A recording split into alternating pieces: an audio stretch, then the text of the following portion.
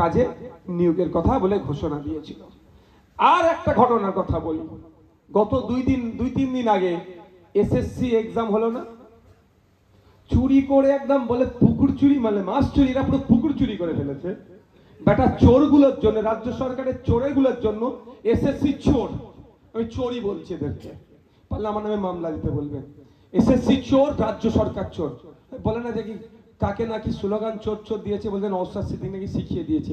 নওশাদ সিদ্দিকী নিজে বলছে তোরা চোর, লোককে কেন শিখিয়ে দেবে ভাই? আমি তো বলছি। তো এই চোরগুলো দুর্নীতি করেছিল বলে দ্বিতীয়বার এসএসসি দিতে বসতে হলো ওদেরকে। 1806 জন নাকি দুর্নীতি করে চাকরি পেয়েছিল, বাকিগুলোকে ওদের চুরির জন্য খেসারত দিতে হলো। কিন্তু যে প্রসঙ্গে আমি আসতে চাইছি, যারা পরীক্ষা দিতে গিয়েছিল ভিন্ন ধর্মের, ভিন্ন জাতের, ইভেন ভিন্ন রাজ্যের মানুষও পরীক্ষা দিতে এসেছিল, এটা আমরা দেখেছি। সেটা অনেক বিতর্ক আছে। বাংলার মানুষের জন্য, পশ্চিমবাংলার নাটকের জন্য 90% সংরক্ষণ হওয়া দরকার, আলোচনার ভিত্তিতে আমি সহমত। কদিন আগে বিহারের লালু প্রসাদজির ছেলে বলেছে বিহারে তারা নাকি সরকারে আসলে সব বিহারিদের জন্য সংরক্ষণ করে দেব। আমি বলি 90% দেওয়া দরকার পশ্চিমবাংলার নাগরিককে। ইউনিয়ন অফ স্টেট আসতে পারে অন্য রাষ্ট্রের থেকে, তার জন্য 10% রাখুক, ওই বিষয়ে যাচ্ছি না। খবরে দেখলাম একটি ভদ্র মহিলা, আপনার বাড়ির মেয়ে, আমার বোন, আমার মা, আমার কন্যা, যেভাবে আপনারা নেন না কেন, পরীক্ষা কেন্দ্রে গিয়েছিল, তার নাকি 1 মাসও হয়নি বিয়ে হয়েছে, তার হাত থেকে নোয়া খুলতে বলেছিল। নোয়াই তো নাকি নোয়া বলেছিল শব্দটা, দন্তন্নয় ওকার অন্তঃস্থ একার, উচ্চারণ ভুল হলে বানানটা আমি ভাই করে দিলাম, যে যার মতো করে নেবেন। যাক, উচ্চারণ ভুল হলে টানাটানি করবে, আমি কি জুতো পরছি, কি বলে, কি করছি, সবটা নিয়ে সমালোচনা হচ্ছে। তবে হওয়া ভালো, চর্চা হওয়া ভালো, বুঝতে পেরেছেন? যারা কোটি টাকা দিয়ে যারা নিজের প্রমোট করতে পারেনি বিনা পয়সায়, তো আমাদের প্রমোট ওরা করে দিচ্ছে, ওদের জন্য একটা তালি দিয়ে দেয়। তো নোয়া খোলার জন্য বলে শাখা পালা নাকি খুলতে হবে।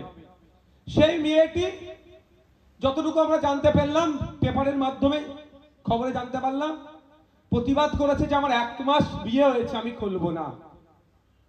তাকে পরীক্ষা কেন্দ্রে নাকি ঢুকতে বাধা দেওয়া হয়েছে। এইটা নিয়েও প্রতিবাদ পশ্চিমবাংলার বিধানসভায়। আমি হিন্দু মুসলমানের কথাটা এই জন্যই বলছি, আমি কত হিন্দু সমাজের বিধায়ক আছে, শাসক বিরোধী মিলিয়ে প্রচুর। 43টার বাইরে 18টা আদিবাসীর বাইরে দেখুন কত আছে, 44টার বাইরে প্রচুর। তো কাউকে একটা শব্দ খরচ করতে দেখেছেন? এই বলুন আপনারা। এর বিরুদ্ধে ওই আমার মা, আমার বোন, ওই আমার মেয়েটির নোয়া খোলানোর জন্য যারা জোরাজুরি করছিল, তাদের বিরুদ্ধে এই ইন্ডিয়ান সেকুলার ফ্রন্ট আওয়াজ তুলেছে, ভাঙড়ের বিধায়ক আওয়াজ তুলেছে, এই নওশাদ সিদ্দিকী আওয়াজ তুলেছে। এটাই হচ্ছে আমাদের পার্টি। যেখানেই অন্যায় হবে, জাত ধর্ম বর্ণ আমাদের দেখার প্রয়োজন নাই। যারা অন্যায় করছে, অন্যায়কারীর বিরুদ্ধে আমরা থাকবো। যারা অন্যায়ের শিকার হচ্ছে তাদের পাশে থাকবো, সেটা এই আন্তর্জাতিক স্তরে হোক, জাতীয় স্তরে হোক, আর রাজ্য স্তরে হোক। আমাদের অবস্থান একদম ঘোষিত, একদম পরিষ্কার অবস্থান। সেই যদি হিন্দু অত্যাচারের শিকার হয়, হিন্দুর পাশে থাকবো। মুসলমান অত্যাচারের শিকার হলে মুসলমানের পাশে থাকবো। খ্রিস্টান অত্যাচারের শিকার হলে খ্রিস্টানের পাশে থাকবো। যে সামনে অত্যাচার করছে, যে কোনো জাত ধর্মের বর্ণ হোক না কেন, তাদের বিরুদ্ধে আমরা কথা বলবো।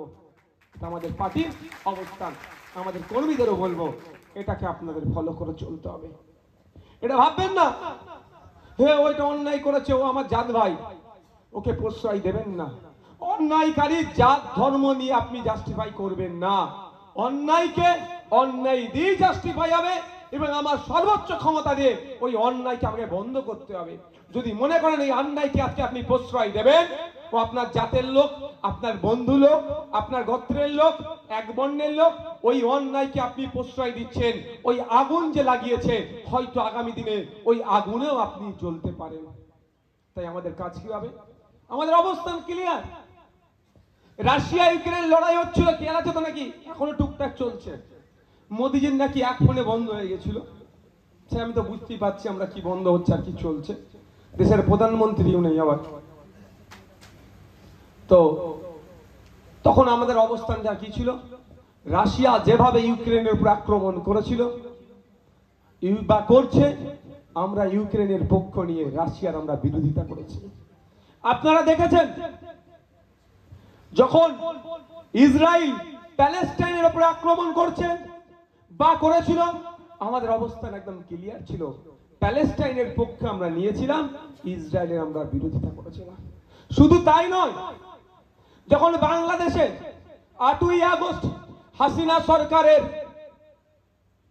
অভ্যুত্থানের মাধ্যমে তাকে বিতাড়িত হলো, তারপরে বাংলাদেশের সংখ্যালঘু হিন্দু সমাজের উপরে কিছু অত্যাচার নেমে এসেছিল। আমার দেশের মিডিয়ারা, আমার দেশের রাজনৈতিক দলের একটা অংশ রাজনৈতিক ফায়দা নেওয়ার জন্য এমন ভাবে দেখাচ্ছিল যেন সব কচুকাটা করে দিচ্ছিল।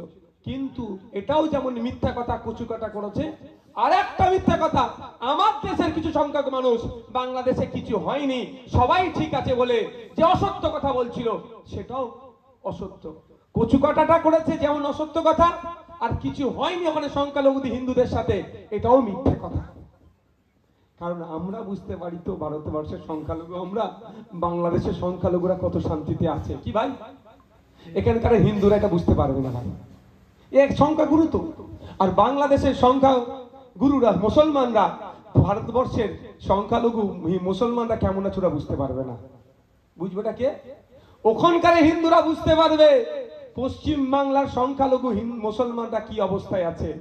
বাংলাদেশের হিন্দুটা বুঝতে পারবে ভারতবর্ষের সংখ্যালঘু মুসলমান কি অবস্থায় আছে।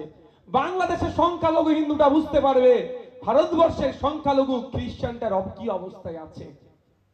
বুঝে আসছে তো? এখানে আমরা তার বিরোধিতা করে কেন বাংলাদেশের সংখ্যালঘু হিন্দুদের উপর অত্যাচার